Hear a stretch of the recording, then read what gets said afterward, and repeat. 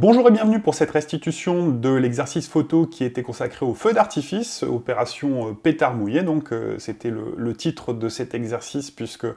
on a eu assez peu de feux d'artifice du fait de la météo qui était pas terrible. J'avais fait donc un petit sondage qui notait qu'il y avait assez peu d'entre vous qui avaient la possibilité de faire des photos de feux d'artifice puisque la plupart étaient annulées. Mais étant donné qu'il y en a quand même parmi vous qui ont eu la chance de pouvoir en faire, ce qui était mon cas aussi d'ailleurs, on a maintenu l'exercice et c'est un exercice où il y a eu logiquement assez peu de participation du fait des nombreuses annulations. Alors on commence avec la photo de Dominique qui s'est retrouvé assez proche du feu d'artifice, assez proche du tir, ce qui donne des plans assez serrés. Alors techniquement, il n'y a aucun souci, c'est-à-dire que les réglages qu'il a adaptés sont plutôt bons, les gerbes sont bien fixées, les couleurs sont bonnes, et j'avoue que d'une manière générale, vous êtes parti sur des bases qui sont assez proches du réglage de départ que je vous avais proposé, et toutes les photos que j'ai reçues étaient techniquement, en termes de mise au point, il n'y a pas eu de souci non plus, vous avez bien fait la mise au point sur la base du tir pour que l'autofocus patine pas et qu'on puisse débrayer en étant tranquille. Et l'exposition était bonne partout. J'ai pas eu de souci d'exposition. C'est-à-dire que là, en l'occurrence, le sujet a été pris d'un peu près, ce qui fait qu'on est sur un plan qui est très serré. Alors c'est au pied du mur qu'on voit mieux le mur, dit le proverbe, mais pour photographier un feu d'artifice, le plus près, c'est pas forcément l'idéal. Je crois qu'en fait, on peut aborder la photo de feu d'artifice un peu comme un paysage. Si on se concentre uniquement sur les effets de lumière dans le ciel, les images d'une même série ont tendance à toutes se ressembler plus ou moins. Et en fait, c'est le décor au sol qui va donner la dimension aux gerbes de flammes et un contexte à l'image. C'est un peu comme quand on photographie une voie lactée. Il n'y a rien qui ressemble plus à une voie lactée qu'une voie lactée, si ce n'est le fait que, à partir du moment où on le traite comme un paysage, c'est-à-dire qu'en intégrant une partie du décor au sol, et là c'est un peu la même logique, c'est-à-dire qu'on a vraiment une ligne d'horizon dans la nuit avec des lumières dans le ciel,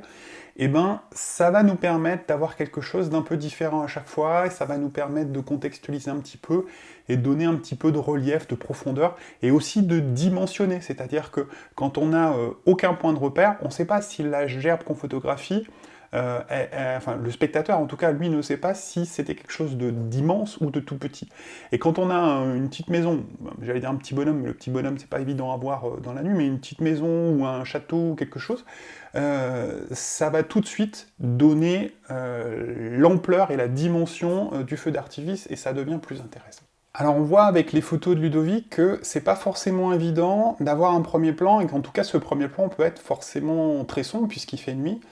Et une astuce, ça peut être de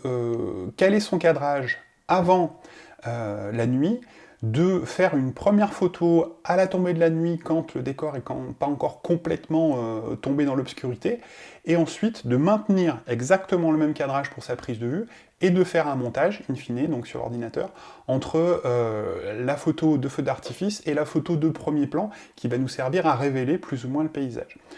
C'est une petite astuce qui nécessite par contre de savoir à peu près quel va être le cadrage final. Et c'est pas toujours évident de pré-cadrer d'une manière assez précise. Alors Hervé, lui, il a fait le choix, délibérément, de cadrer très serré sur cette photo. Et il y a une autre photo d'Hervé que j'aime beaucoup, qui est sur un cadrage qui est plus large, qu'il n'a pas mis dans le forum, mais qui m'a envoyé, et que j'aime beaucoup, parce que justement, il a intégré un petit château, ce qui donne vraiment toute l'ampleur au feu d'artifice, et en plus, le château est bien éclairé. Donc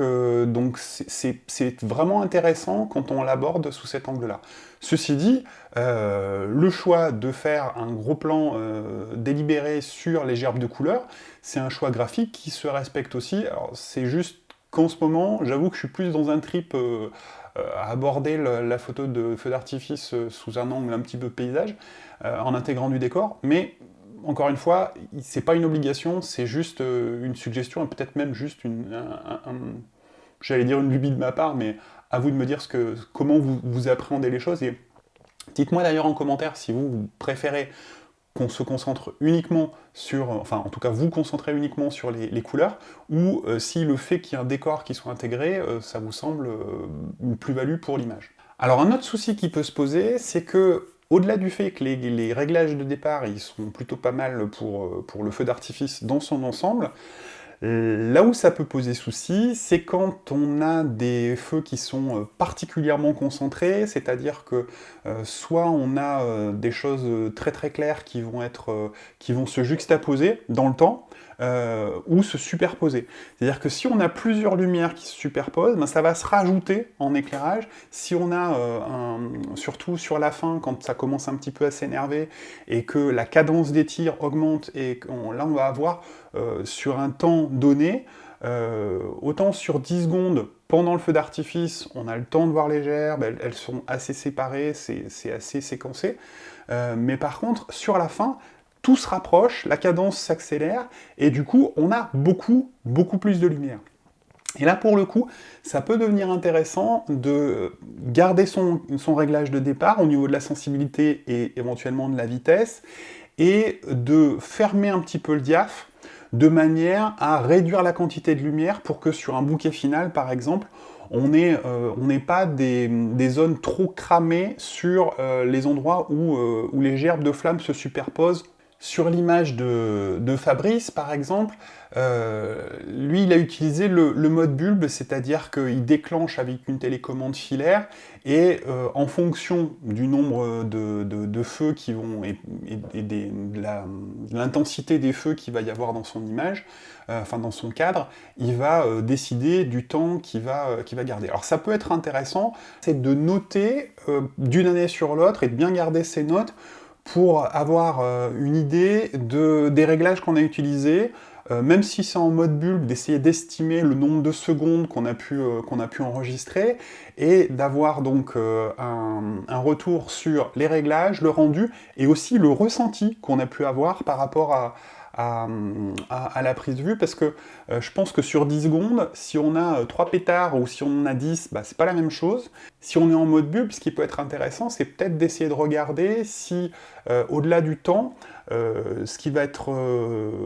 intéressant pour exposer l'image, c'est pas forcément notre temps de pause, mais le nombre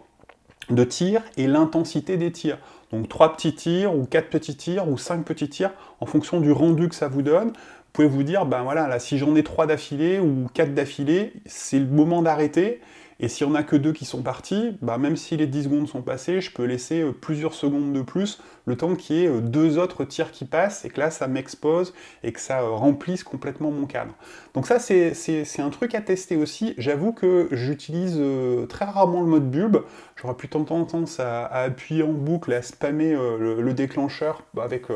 avec mon relevé du miroir et mes 2 secondes de temps de déclenchement pour éviter de faire bouger l'appareil photo. Mais le mode bulbe avec une télécommande filaire et un petit relevé du miroir, ça peut très très bien fonctionner. Le tout, c'est d'avoir un retour sur le dosage.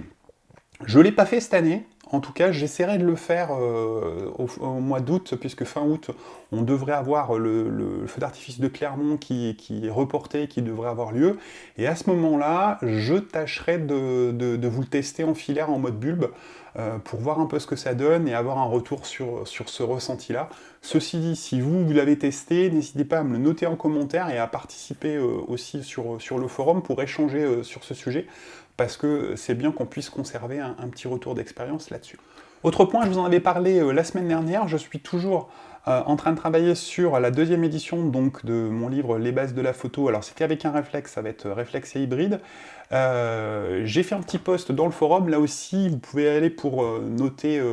vos remarques sur le livre, ce que vous aimeriez ne plus avoir ou avoir dans la prochaine édition, et je vous ferai un petit retour en vidéo en fin de semaine parce que j'ai eu pas mal de retours intéressants déjà dans le forum, donc on fera un petit point de temps en temps pour qu'on puisse avancer ensemble là-dessus aussi. Je vous souhaite une bonne semaine de bonnes photos, et on fera donc prochainement un autre exercice, je pense la semaine prochaine, je lancerai un autre exercice avec une formule un peu modifiée qui vous laissera plus de temps